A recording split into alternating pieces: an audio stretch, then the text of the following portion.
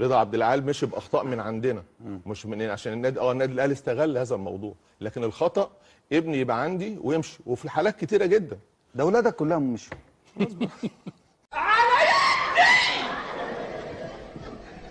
انا اديك مثال انا عاشرتها. والله عاشرت رضا عبد رضا العال. عبد العال مشي، وطارق السعيد مشي، ومحمد صديق مشي، وامام عاشور بس مشي، جبنا حسام حسن وكهربا وابراهيم مشي، حسن، النجوم بقى كلها دول بكل زئين ومشي، حسام حسن وابراهيم وزيزو حسن مشي. يعني كفايه هو من سايب. حسام حسن وابراهيم حسن بناس كتير قوي بقى. لا ده هم عايز أقول لك دلوقتي حاجة، ده بيهم كلهم خلاص سعيد. وعبد عبد الله السعيد ما يعني جبتوش جاي من الأهلي يا حته عم. ثانيه. عبد الله السعيد جاي من حته ثانيه. انت بتسكت ما انت جبته من الاهلي ثواني بس الراجل ده عبيط جدا يا جماعه، وكان الزمالك ما خدش من الاهلي لعيب مباشر. ما انتوا اللي لا، بوظتوها حسام برضه إبراهيم. بالصوره اللي حسام نزلت. إبراهيم.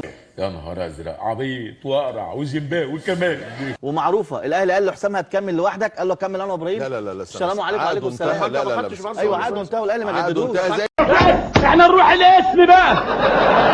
زي ما زيزو بص يا صانع، زي ما نسمع زيزو بعض. عقده انتهى. نسمع بعض. حسام وابراهيم عقدهم انتهى. كويس جدا، لكن زيزو عقده انتهى. كويس، واخد بالك حضرتك لكن بس؟ الزمالك ما قدرش يجدد لزيزو. زي القطط والمصحف زي القطط. الاهلي جامد يا جماعه، الاهلي جامد يا كابتن. بص، هو بالنسبه ما بيعوز لعيب ياخده بياخده. الله اكبر عليك، ايه الحلاوه دي؟